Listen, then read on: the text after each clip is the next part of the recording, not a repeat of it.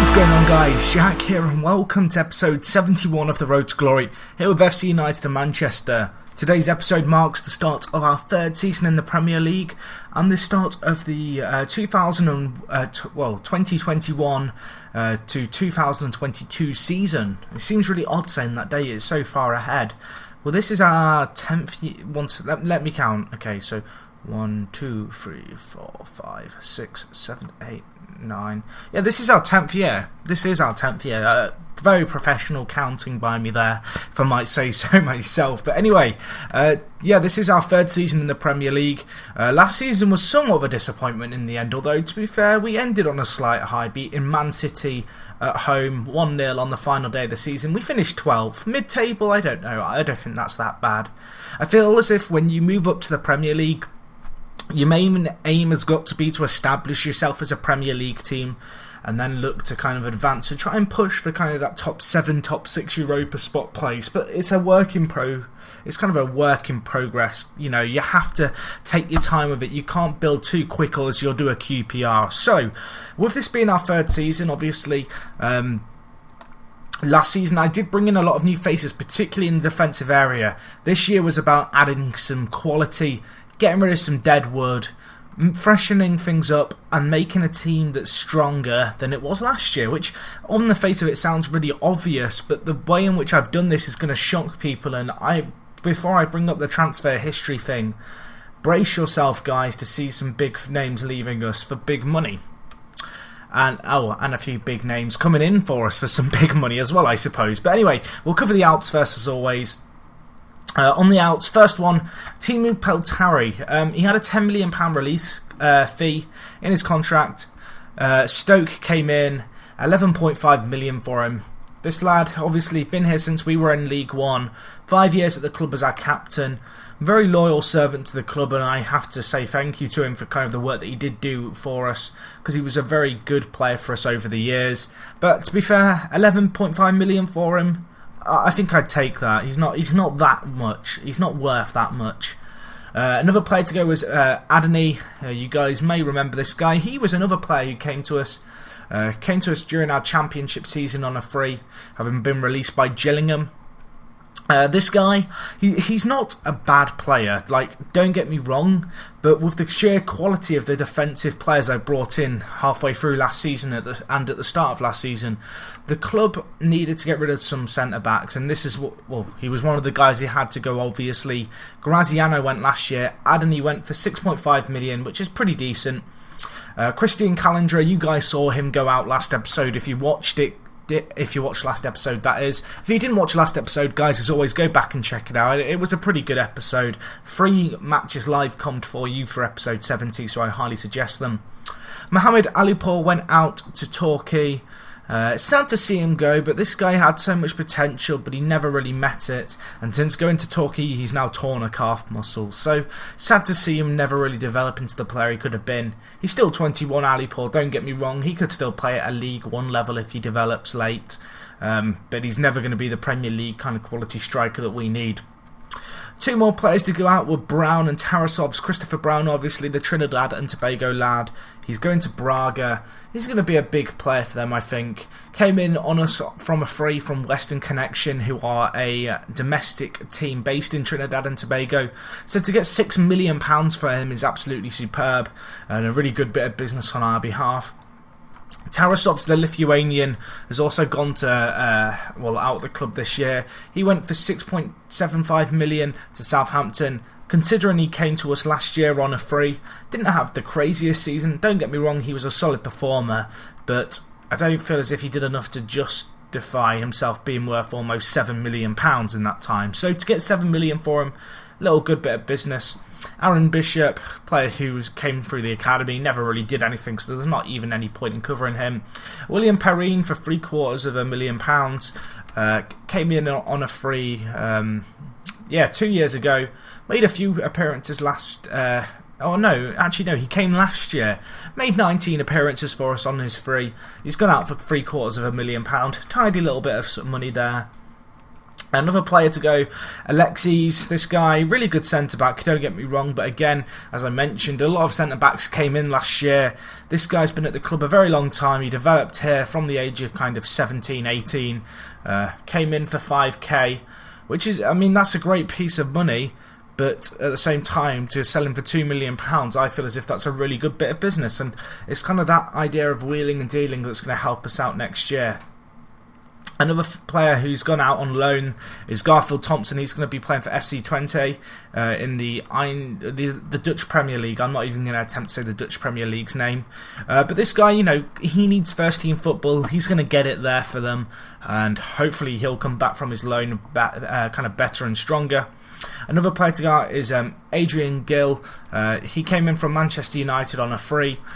He's just turned 18, got a little bit of potential about him. Sent him out on loan to Notts County to get some first team football. Hopefully he comes back better for it. Who else? Oh, and Tom Adeyemi, the Nigerian lad, has gone out on loan to Barnsley. Ideally, I wanted to sell this guy for a little bit of profit. Obviously, he came in for 350k 3 years ago, but no one's interested in buying him. Going to loan him out to Barnsley, keep him match fit, and hopefully someone comes in for him. So now for the ins. As you can see, £45 million raised actually on sales, which is absolutely insane. And if you told me that I was going to sell some of the players I'd sold, I would have called you crazy. I would have, if you told me I was going to sell Peltari, Brown, you know, a lot of midfielders went out there, but I've brought in a few very strong faces, and one player in particular, well no, two, but one very much in particular, one face who is the equivalent to Tevez when he went to West Ham. I kind of feel like the guy I've got in, he's not really on the same kind of price as Tevez, because I paid a lot of money for him, which is Bocau, but we'll get on to him shortly. But he's a coup for the club. I'm looking forward to showing you him in a second, but we'll start off with the other players. We'll leave him till last. So one player to come in is Pedro Paulo. This guy's transfer was already arranged, but he had to wait until he turned 18. Very good young player, plenty of potential. He is an understudy for Bocau, so Bocau's going to be showing him the ropes. Hopefully he can develop, and that's looking good for us. We have João José, a young striker from Brazil again. Very good player, 18 years old. Lots of potential about this guy. He's kind of going to be a decent kind of rotation player for us this year. Looking forward to seeing how he performs at this level. He's not got many goals for the under-20 side, but he made a handful of appearances during his time at Sao Paulo. Another player to come, as I've already shown, was Adrian Gill, so we'll leave him out. We have John Carson returning, guys. Guys, you may remember this guy. He left when we were in the Empower League 1. He went to Crystal Palace on a free. He's returned to us on a free 3 years later. There's lots of frees involved in this, and someone's going to be like, Jack, you're saying free instead of free. I don't say the number free properly, apparently. I just say it with an F because I'm lazy and weird. Forgive me if that offends you. But no, John Carson, very good to have this guy back. I'm one of his favourite personnel. He's a very good player. Glad to have him at the club. He's going to be a good backup player for us. Obviously, as I mentioned, we sold a lot of young, well, not a lot of our centre midfielders. So I needed a player to come in on a free, really, just to make up the numbers. And this guy is on par with the players who went out. So that's good to see. We'll leave Bocau for the second. Silvinho, just a good backup player. Because I only had two right backs and two left backs, and just on the off chance that both right backs or both left backs are injured, I wanted a resource player. So Silvinho here, not the greatest player in the world by any stretch of imagination. He's nothing special. He's got a bit of an experienced head on his shoulders. He's very much going to be the backup of all backups there if we get very unlucky with injuries. But I needed a resource player. He comes in on a free. Good little bit of business. Now we move on to the two players who are going to make our season, hopefully. Fingers crossed. I'll cover Courtois first. It's Courtois because he's French. See, I'm working on these pronunciations, guys. But here he is, Adel Courtois. Now, when you look at his stats, and when I saw his stats, I was thinking, oh, this guy's a good winger. But he plays centre mid. So, I've kind of had a dilemma. The dilemma was, do I change my formation to suit this guy? Do I train him to play left wing, which is where I needed a player, really? Or do I experiment. And because of the other players coming, I chose to experiment. I'll cover a bit about the experimenting once I've talked about the other transfer who came in, because he's a big player. But this guy, Adel Courtois, 19 acceleration, 19 pace and 17 stamina. Speedy Gonzalez down the wing. He's got 16 dribbling, 16 crossing, 15 finishing, 15 first touch. This guy he's just going to run. We're just going to give him the ball and he's going to run. He didn't come in particularly cheap, perhaps overpaid for him, although he is still 20. He's come from Marseille.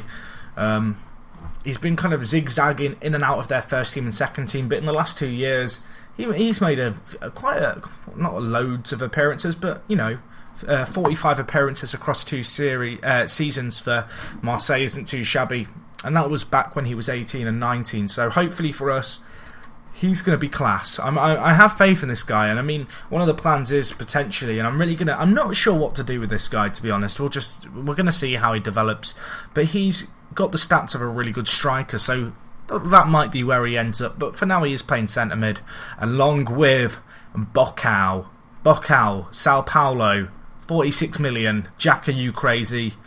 Probably. Let's cover this guy. Brace yourselves, guys, for this guy's stats. This guy, probably one of the best players in the world.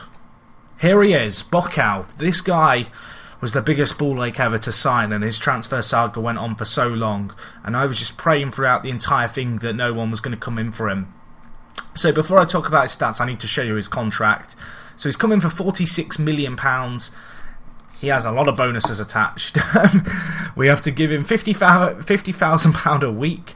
He's on a 4-year deal. £25,000 if he scores, £20,000 if he appears, £500,000 if he's in the team of the year, £25,000 if he gets an international cap, still on fee percentage of 10%. If he scores 5 goals, he gets £500,000, and after reaching 30 games for the club, he gets a wage hike to £60,000, not £600,000. That would be crazy. But here he is, Bocao. He's a Brazilian international, 23. This guy is like Jack Wilshere if he could jump. Where is Wilshere? Let me find him on my save. He might have declined too much. I did look for Heskey for staff as well, guys. I know you could just see that. I've just spelled Wilshere wrong, haven't I? I don't know. Have I? If we go with Will, can I then find him? Maybe he doesn't exist. Will share where? I can't find him. He's gone. He's gone, guys. It's the end for Jack Wilshere. But no, this guy reminds me of a young Jack Wilshere who isn't injured. Obviously, we've paid a lot of money for him. This guy, complete package. I mean, if you look at his stats, we're going to be playing him as an advanced playmaker this year. He reminds me of Jack Wilshere, as I said. Looking at his stats, 19 first touch, 18 passing, 18 technique, 18 anticipation, 19 creativity, 15 decisions, 15 flair, 16 off the ball, 18 teamwork. Combine that with really decent mental stats on the whole and insane physical stats. This guy is like literally the perfect centre mid. This guy, I mean, £46 million, that's a lot of money to pay for a player. Like, don't get me wrong, I can't believe I ended up paying that much. I think I might have been slightly drunk at the time, that I've been out on a bit of too much red wine. But, upon reflection, I'm paying £46 million for a player who's here for 4 years at least, has a valuation of £25 million, which may well drop. I think that's slightly influenced by how much we paid for him. But, probably one of the best creative players in the world, and he has decent defending stats, physical, mental, aerial, technical. His attacking stats aren't great, but that's mostly down to his finishing. But all in all, fantastic little buy for the club. So moving on to the squad, I suppose, that we have for this season. This is what we're lining up with. One of the main problems I kind of had setting up with the team was trying to make up my mind as to what shape I wanted to play, because obviously bringing in players like Courtois who couldn't play either wing, I had to kind of think hard, where do I want my players to play? In the end, I decided to keep a similar shape to we played last year. The main kind of noticeable difference being that we're playing with full-backs instead of wing-backs this year. I feel as if the two midfielders that we have in Courtois and Bocao, the two kind of new signings, they have so much attacking threat about them, they're going to work really well together. So fullbacks, they'll get up occasionally, they're set to kind of the equivalent of support, but I'm on converted to classic tactics. If you're wondering about the arrows, I actually did a FM tips and tricks video on it a few weeks ago now, I think it was about a week, but you can go check that out on my channel. But no, so basically we're playing with fullbacks, we're then playing with Abu sat in front of Arfazinho and Pablo. George Benitez is injured at the moment, he's back in a few days. We then have two central midfielders, of course, Bocal and Courtois. Left wing, Moyano. Right mid, Barbosa. And up front, Barney. Barney, I'm hoping you can have a better season this year. Obviously, in his first year in the Prem, he kind of set a high standard, getting 22 goals in 37 games. Last season, 33 games, 7 goals. That is not ideal. I want him to have a better year this year, and I'm hoping with the creative kind of force behind him, he can certainly do that. So we'll be playing Moyano on the left wing this year primarily. This guy, he's developed quite nicely since last season. Not improved leaps and bounds, and I wish he'd got faster, if anything. But he's a tidy little player. He's a good little inside forward. Then on the right we have Barbosa, the man, the myth, the legend. This guy, he's like he reminds me of Carlos Fierro in his stats. That's kind of who I'd compare him to. But he came in for 14 million last year. Had a fairly solid first year at the club, but it's like second year now. You've had your time to settle. I want performances. So that's the team. We've got Farias, the Argentine left back. You guys know about this back bit. So moving on to the Courtois Bocal situation. Bocal, you can't not play him as either a deep line playmaker or an advanced playmaker. Because we've got the anchor man, I chose to play him as advanced playmaker, but this left me with a dilemma. What do I do with Courtois? Now, usually I might play a ball-winning midfielder or a box-to-box, but this guy, he just has such weird stats for a centre mid. I had no idea what to do with him, because if I just show you the highlight key attribute for him to show this, if I have him as a box-to-box, he doesn't have the defensive or aerial elements of a box-to-box kind of midfielder. He doesn't have the marking, he doesn't have the heading. He's not going to be kind of tall enough, to boss the field around. I mean, he's got the pace and acceleration and stamina to get up and down the pitch and the work rate to do it. So, but he's not going to be strong at doing it. So what I've elected to go for is, well, it's not even really one of these, because centre attacking mid, this works, but at the same time he doesn't really have the long shots creativity or passing of kind of a centre mid set to attack. So because I play on the classic tactics, I've kind of made my own role for him. I call it the workhorse, and it may just not work. I'm being honest with you here, I've not really had time to test it, but I wanted to try something out. So obviously with Bocal being a playmaker and Abu being a very solid kind of defensive playmaker, anchorman, he has a bit of creativity, he has a bit of passing. Courtois has kind of this odd kind of situation where I want him to get up the field, so he's got obviously the arrow telling him to run up. As for mentality, it's slightly turned up above kind of midway. For creative freedom, fairly little, and then passing's just mixed. But this is where it gets interesting. So the main role for Courtois this season is going to be to run. He has 19 pace, he has 19 acceleration, he has 17 stamina. So I've turned his closing down on the whole pitch. Because of his pure pace, he can put teams under pressure. He's going to be able to close people down. He's got 14 work rate. He's going to really work to close people down. Combining that with his just sheer speed, he's going to, really chase people down. He hasn't got the best defensive stats, but he has 14 anticipation, so he should be really reading the ball and knowing where it's going to land. His positioning isn't great, but again, he has that sheer pace. So that was the reason for the closing down. As for running with the ball and running from deep, what I want this guy to do is I want him to pick up the ball and run at oppositions. Play almost like a winger would, but on the inside. I want him to make those bursting runs that you see David Luiz sometimes do. Really puncture the opposition midfielders. Just kind of run at them as if they're not there. You see Suarez do that a bit, with defenders where he kind of just runs and tries to get the lucky bounce off the defenders. I want Courtois to grab the ball and run up and get the space. So that's the idea with him. He's also going to have run from deep on often. This means he's going to make a lot of runs, from deep in his own half. And what the aim of this is to create extra space for Bocal, because as well as him because of his pace, he has the ability to defend really well. But because Bocal's a really creative player who's not particularly pacey, I want Courtois to be the player who makes the space for him. I want him to run at defences with the ball, create some space, put pressure on them, and then create the space for Bocal, the creative outlet of the team, to really work his magic just behind him. So hopefully that makes sense. There's a few other bits here, but you probably read them in the meantime. If not, pause the video now, and yeah, we'll get on with it. So that's the workhorse role that I want him to play. I feel as if it could work for us. We'll take things as they go. If it doesn't work, I'll just play him as a centre mid or box to box, but for now I want to try him in that unique role because I feel as if he has the attributes to do it. So that is the team's tactics this year. We're going with slightly attacking, creative freedom turned down, pretty standard attacking tactic, focusing the play through the middle, playing it slightly narrower this year than last year. I want Barbosa and Moyano really to tuck inside.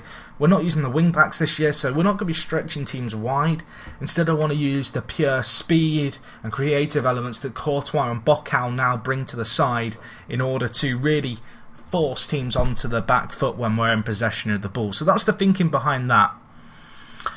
Target man is set as Barney, playmaker is Courtois, and we're playing counter-attack but no offside trap just because we've not got the cohesion, I don't feel, yet to do so.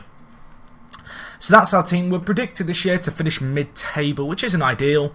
Looking at the finances, £6 million in the bank at the moment, set to make a profit up to 18 million, which is good to see. Obviously a lot of transfers went in and out this year.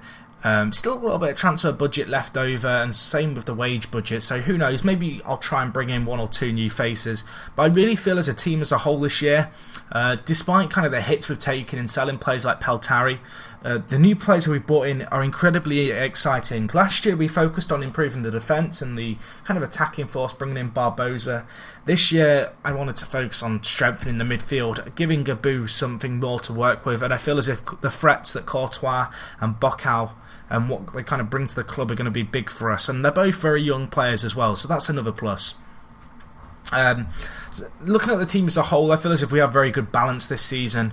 There's pretty much 3 players for every position. Like, a few players can play more than one, but that kind of in-depth coverage is what I aim for. That's something that, I don't know, I feel as if it's a really kind of oversighted part of FM, getting a squad balance. So 2 goalkeepers, 3 right backs, 3 left backs, 5 centre mids, 6 including people who play out of position, but Garfield Thompson's out on loan. But you get the idea, just covering all areas of the park with options. But let's get straight into today's game, guys. Actually, it's just quickly dawned on me that I didn't cover quick pre-season friendlies. Quick overview: we won them all. 3 games are very predictable to win. The Feyenoord win was particularly pleasing due to the fact that Feyenoord won. Oh wait, no, I have covered this, haven't I? Have I? Haven't I? I can't remember. Feyenoord won the Dutch league. I'm going crazy, guys. I'm going crazy. But as you can see, we dominated the stats. I don't think I covered it in this much detail, but we dominated the stats. Barbosa got on the score sheet twice, and overall the team played really well. So that was that. Getting into the team selection today, we're playing QPR. I've already talked a bit about the squad. It's fairly standard. Obviously, a few new unfamiliar faces for you guys to get used to, but I'm hoping they're going to burst onto the scene today as we play QPR. QPR are a fairly strong team. They kind of finish top 8 every season at the moment on this save, so that's going to be interesting. One player who came into the staff is Falcao, just if you were curious. So we now have Falcao as a coach at our club, along with Wayne Rooney, Vidic, Jamie Carragher. That was the worst Scouse accent ever. As a Liverpool fan, it kind of sucks that I can't do a decent Scouse accent. Okay, so what should we do? Let's focus on team talks, because I always talk about I always kind of talk about something whilst I do the team talks, and then I don't really pay attention. So today's the day I do it. Today is the day that I work properly on this. Right? I think we've done a good team talk there. That was a good team talk. So we'll see how we get on today. Should be pretty interesting. I'm curious to see how our new tactics work out. I'm really looking forward to seeing Bocal in competitive action, because pre-season friendlies, although they're great, when you're playing Halifax Town and York, you don't really get a full grasp of the team. But looks like we had a chance there from the set piece. That was considered a clear-cut chance according to the stats, but we didn't take it. And now we have to defend well here as De Jong's control of the ball. I mean, to be fair, QPR seem to have a fairly strong team on this with the likes of Shawcross, Courtois using his pace. Barney threaded through and Barney finishes it. Great little play by Courtois there. That's what I want him to do. I want him to grab the ball, run at defences, pull in men, and then get the ball threaded away. And that's exactly kind of the runs I want to see him make, using that pace. Aldrin, I think it was, the centre-back, drawn slightly to him, and then the keeper can only really tip it onto the crossbar. And a really nice finish by Shane Barney. Good to see him get on the score sheet on the first day of the season. And apparently we look really good value for money for our lead, which is another good thing. I'm pleased with how things are going. Keep it up. And you're just Glenn Stewart, mate. I thought better of you as a long-term servant of the club. But if you want to be like a thumb and be all whiny, you be whiny. I don't give a damn. But no, we're playing well. I was impressed with your solid defending, and now people are motivated. I hate it when defenders, or just anyone really, like one person reacts well to what you're saying, the other person's just like a moody on that time of the month, I suppose. But anyway, let's get on here, Barney. There's a lot to come from you, and I believe you have what it takes, my son. Let's get into this. 1-0 at half-time against QPR. Really good performance so far by the team. We look strong, which is good to see. It's never easy playing against a team like QPR, and it's good to see kind of players linking up well from what I've seen so far, but we need to defend this now as they come on the attack. Our defence really hasn't been tested so far this game, but it looks like they're breaking through now. De Jong got to stop the ball getting in. We're doubling up on him, which is good to see. Stop the ball, not stopping it there, and he's just peeled off his man. I might switch to man marking, you know. I think I've played zonal marking for a number of seasons now, and it just doesn't seem to work at this level because people just don't follow their men. I mean, look at that. There is no cohesion in the defensive line there, and if there is, I'm blaming FM for being buggy and stuff, even though it's really not FM's fault. It's not your fault, FM. Don't listen to what they say about you. But no, let's get back on topic here. 1-1, 78 minutes in. They're in possession of the ball and they've just hoofed it over the top to De Jong. He misses the chance. That is a warning. I'll tell you what, let's do some tactical changes. I'm going to bring on João Jose for his debut. He deserves it. He's had a good little pre-season, this lad. Oh God, don't crash on me now, FM. Don't crash on me now. Okay, we're good.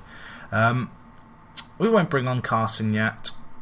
There's not really anyone else to bring on. I should probably add another attacking player now I look at it to the bench. We'll do that next game. No, we'll do that next game. 10 minutes left.